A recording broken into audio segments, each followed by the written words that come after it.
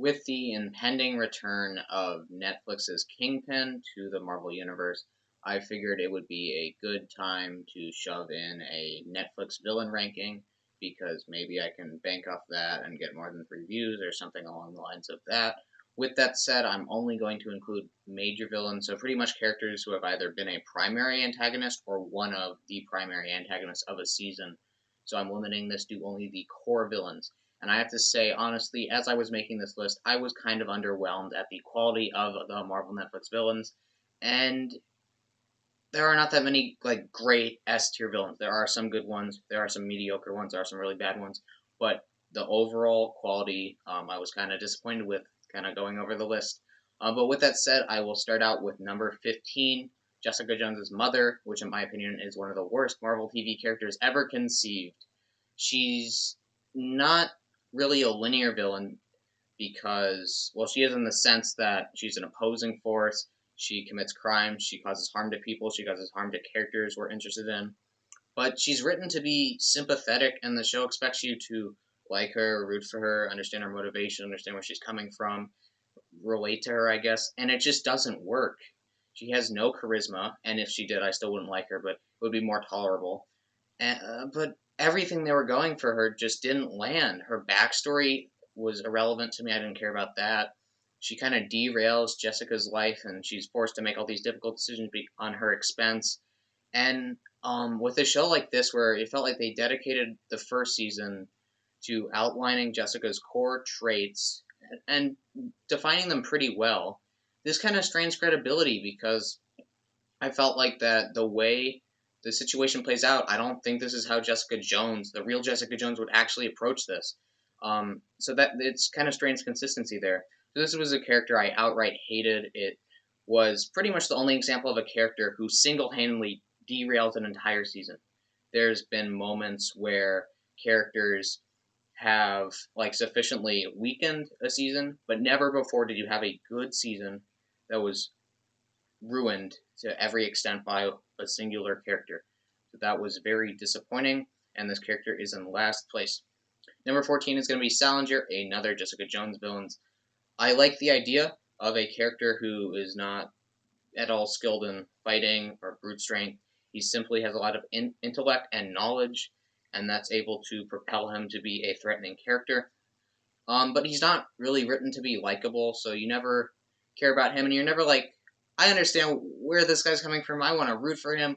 I want him to not necessarily beat Jessica Jones, but understand where he's coming from, and you want him to teach her a lesson. It just doesn't really work, and he's not particularly interesting or memorable, and he's written to be somewhat evil, somewhat a bad person, but not evil and malicious enough where there's this dire threat to see him stop, and you just hate him and you want to see him pay for the crimes he's committed, which with some other villains they were able to work out that. But for here, he's just kind of in that middle spectrum where he's on neither side to be particularly compelling, and as well some of the social commentary they were going for just did not really land. So he's definitely a pretty weak character.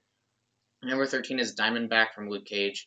I contemplated not including him in this list, but I figured he was a main villain for a chunk of time in those last couple episodes of Season 1, so I felt like including him. Luke Cage Season 1 had its rocky moments, but I thought it started out very nicely. And as the season went on, kind of started to strain a little bit in quality, and it started to decrease in entertainment, and that was largely because of this character. His motivation is just ridiculous and absurd. He's way too cartoonish and over the top, and he's just not likable. And it sucks because Cottonmouth was a super great antagonist, and they killed him off to make way for this guy who is mad at Luke Cage because their father treated Luke Cage better. It's such a terrible, weak, overused motivation. He works enough as a threatening presence, but he's just way too generic to be interesting. Number 12 is going to be Davos from Iron Fist. First season, I thought that his delivery was so weird and strange and off-putting that I kind of liked him because I thought it was funny how he talked and how he approached things. But I never found him to be very interesting. And I felt like they had the opportunity to make him a very compelling character. And they touch on things with, he feels that Iron Fist betrayed him, and that's led to the downfall of Kunlun, so he feels very strongly about that, and he wants to stop Iron Fist. That's fine, but I just never thought they did anything interesting with that, and their conflict just felt kind of hollow. I didn't feel like I was following two characters who really knew each other and spent all this time with each other, and the conflict was so personal. I never felt that. It works to expose the flaws of Danny Rand, but other than that, just not a very interesting character in my opinion. Number 11 is going to be Elektra. I did not like Elektra when she was Jennifer Garner in 2003, and she was in this really bad, poorly edited fight scene. I did not like her when she was canonically killed and then brought back to life in a shitty, low-budget, straight-to-DVD 2005 action movie. I did not like her at all in the Netflix shows either. She's only really an actual villain in Defenders, and her memory is like wiped or something. I can barely remember, so she was never very compelling there. But I've always felt that her only real character trait is that she's strong, and nothing about her really, pumps out any emotion or intrigue or charisma other than that she's strong. Daredevil Season 2 just never really liked her.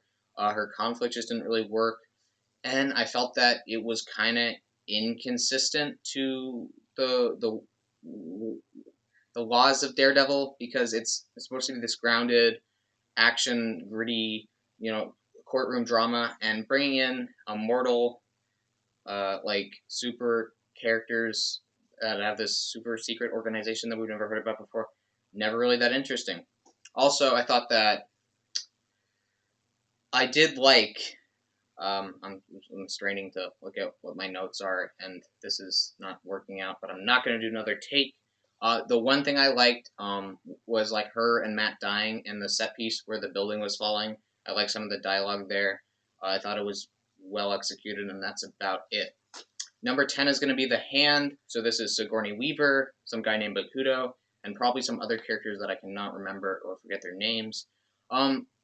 This is pretty much for me the bare minimum of a secret organization in a superhero show. They are a threat to our heroes. That's approaching good, and they are set up in Daredevil and Iron Fist, and they're the main villains of Defenders. So all of that is fine. However, just didn't really find them that interesting. None of the mythology really meant anything to me. And I thought like I said, it strained credibility to have a grounded show where you also have an immortal secret organization. I did like a little bit of the conflict and inner workings of the organization. You have different leaders kind of fighting for power and rising to the top. Thought that was fine. Other than that, did not really care about any of it. Number 9 is going to be Harold from Iron Fist. This is a weird character, and I don't think a lot of people are going to agree with me on this. But for me, it just felt like so much like Willem Dafoe's Green Goblin. It's super over the top, chewing the scenery. It's absurd. But I really liked the character. His dialogue is not good. His motivations are not great. And the stuff he has with his family is also not that compelling. His personal relationships really meant anything. That they approached it, but not really. The thing I like about this character is you have a season 1 of Iron Fist. Not a good show, not regarded very well, and that's largely because the whole tone and dialogue are very boring and generic. I know he says the line like, "I'm the immortal Iron Fist, sworn protector of Kunlun, enemy of the Hand," like this terrible dialogue, and then you throw in this ridiculous over-the-top character who has a completely different tone, and he's entertaining because of it. You like his scenes because it's so different from the just god-awful shit that you're watching in the rest of the season. So for that, he got me through Iron Fist. Number 8 is going to be Mariah from Luke Cage. I think I liked her in the first season a good deal more as a politician who wants to do good things for Harlem, wants to do good things for her community, but just the way she approaches that is somewhat villainous in nature. And I thought it was just unique social commentary that was done well in one of these shows. However, once you get to season 2, the writing is really sloppy, and the big problem I had here is that everything kind of contradicts each other. There are episodes where Mariah is pointed to be the evil mastermind, manipulating everybody, causing all these problems, raising criminal activity, doing horrific things. And there's episodes where she's written to be sympathetic, misunderstood. She's just a victim of Bushmaster. She just wants to help her community. She just wants to connect with her daughter. Two completely contradicting, opposing ideas. And they're both integrated into the show like they're supposed to be consistent. So with that, I just felt like the writers lost passion for this character completely, and I can't put her any higher. Number 7 is going to be Billy Russo. I liked him because he was a very personal character in the way he was attached to our heroes of Frank Castle and Madani, and that because of that, his betrayal hits pretty hard, and it's a big twist that kind of carries the last bit of Punisher season 1. You really want to see how that gets resolved. And I also thought he had a nice bit of charisma where he can play the the smooth talking, um, like FBI, not FBI agent, but along the lines of that. But he has this dark twist on him, and he's also very evil and malicious, and you kind of don't like him, but that's kind of the intent of the character. And he's also very dark in some of the places they go and what they say about him. What I really liked about him is that he kind of is very morally ambiguous. It's a portrayal of a character who doesn't have great motivations, but he's willing to betray the people who mean something to him for money and power, and I like seeing that. Also, it's very satisfying to see him um, see the revenge that Frank Castle gets in that final battle in season 1, which was super bloody, super brutal, and you feel that your character that you're attached to negatively, and you want to see him stopped. Season 2 did not find it to be as interesting, and the ideas they explored were good and bad, so they kind of cancel out there. But so I'm only really talking about him in season 1, but as such, I did like him in that season. Number 6 is going to be Bushmaster from Luke Cage season 2. This character just had a really nice energy and vibrance to him that made him really entertaining to watch. Motivation is fine. He wants to stop Mariah because she's kind of oppressed and caused damage to his family, and that's fine. I like how he does everything with conviction, but an understanding and respect of Luke Cage as well. So you have that rivalry between them that's kind of interesting to watch, but watching them team up is also just as entertaining. The funny thing here is, as I was actually making this list, I had him a spot below Billy Russo. But as I was compiling the things I liked about him, was like, this is a really fun character, and I think that he deserves to be a little bit higher. So I thought one of the best parts of season 2, and just really liked the performance. Number 5 is going to be Bullseye. This is a character who is kind of a black sheep of the people I put up here, because most of these people I'm listing, hey, they're really fun to watch. They've got a lot of charisma. And Bullseye isn't anything like that. He's not supposed to be likable or charismatic, but he's interesting in a completely different way. He is designed to be very dark and violent, and it's a very human portrayal of the character. It feels very real. And they are able to develop him, give him traits, connect him to Kingpin, show how Kingpin manipulates him, show him how he's trying to connect with other people, how he's trying to connect with the world. He obviously has some mental problems, so that's incorporated into it. All of it is just done really nicely. All of it is really dark, but it's really human. And I just really liked what they did with that character. Number 4 is going to be Shades. This is probably going to be an opinion that people aren't going to agree with as much. But I really like this character. He's so interesting because he's different. He's not a typical villain. He's not mustache twirling, but he's also not designed to be very sympathetic either. In the first season, he's weird. He's unsettling. There's some weird stuff going on with him and Mariah. You don't fully understand his motivation or why he's there or what he's doing.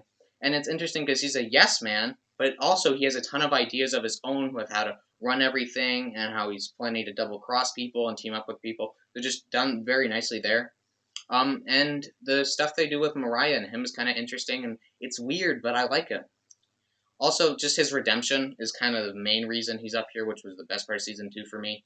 Just some really powerful and heartbreaking moments with him questioning everything he's done for the past years. Just wondering what that says about himself, and is he morally good or morally bad, and what is he even doing, and all that. It was just great. So honestly, he's one of the best villains for me. Number 3 is going to be Cottonmouth. Now, here is where I have approached the 3 just best S tier villains of the Marvel Netflix ones. This is the biggest example of wasted potential out there for these shows. You bring in Mahershala Ali, just great performance, so much charisma, so much intrigue, and he's so interesting because he's a criminal. He kills people, he does bad things, he's doing a ton of shady illegal stuff, but he does all of it with a conviction where he believes what he's doing is right in this weird way, and he has morals. He'll commit crimes, but he recognizes there's a line with what's okay, what should we be doing, what's wrong, there's these very interesting things. What I also really appreciated is that while he and Luke Cage are opposing people, he has this mutual respect for him. He recognizes what he's doing. He can relate to him, and all that is done really nicely. And if they had kept him around, he could have been higher up this list somehow. So just really disappointing they killed him off, but I love everything they did with him in those like 5 or 6 episodes he was there. Our runner-up is going to be Kilgrave. Kilgrave is a perfect villain. He's a villain who, right now in these superhero movies, there is an oversaturation of ridiculously sympathetic characters whose motivation you're supposed to like agree with and root for. And this is a character who's simply evil.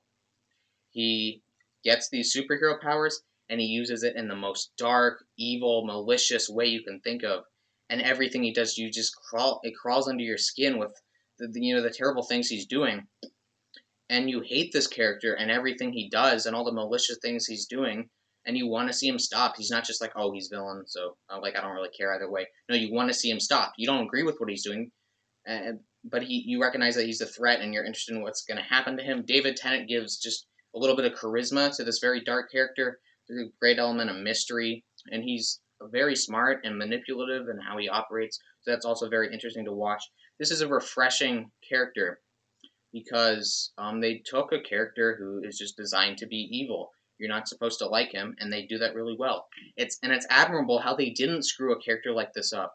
I seriously can't believe how perfect they nailed it, and I feel like today this character would not really work, but they were able to pull it off, and having a character who's so dark and in everything he does, it was very dark subject matter, so really appreciated that. Coming in number 1, I think everybody saw this coming, was just going to be Kingpin from Daredevil. Love this guy. He was built from nothing, but he rose up to the top of the criminal underworld as this malicious, evil, sadistic crime boss, but that he's so much more than that.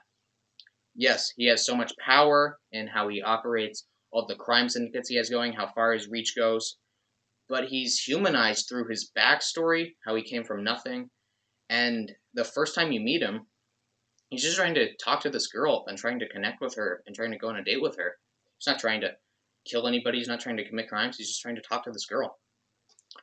And he's so human, and you almost understand what he's doing, why he's doing it, the parallels to Matt Murdock that he has, and just a great performance from Vincent D'Onofrio, who is so good they have to bring him back for Hawkeye. I love him because he's such a huge threat with just being a normal guy who's just very threatening in how far his power goes and all the connections that he has with the other characters. What's so great about him is that we have a character like Daredevil whose ideology firmly is that I don't kill people. That's a bad thing to do. I'll stop crime, but I'm never going to kill people. And in those last moments of season 3, he completely questions that because Kingpin is so much of a threat and needs to be stopped. When you have a villain who can, undermine and flip around the hero's ideology, that's when you have something really interesting. And you get that such a satisfying eye beat you scene, which is one of my favorite moments in the entire show. Can't wait to see this character return. Loved everything they did with him. So he is the definitive best villain of the Marvel Netflix universe. With that said, that would be my ranking of all the Marvel Netflix villains. I hope you enjoyed it, and you're welcome to leave your opinions in the comments. Got more videos coming soon. Maybe do reviews for Hawkeye, so 3 and 4 if that plays out. That said, thank you so much for watching.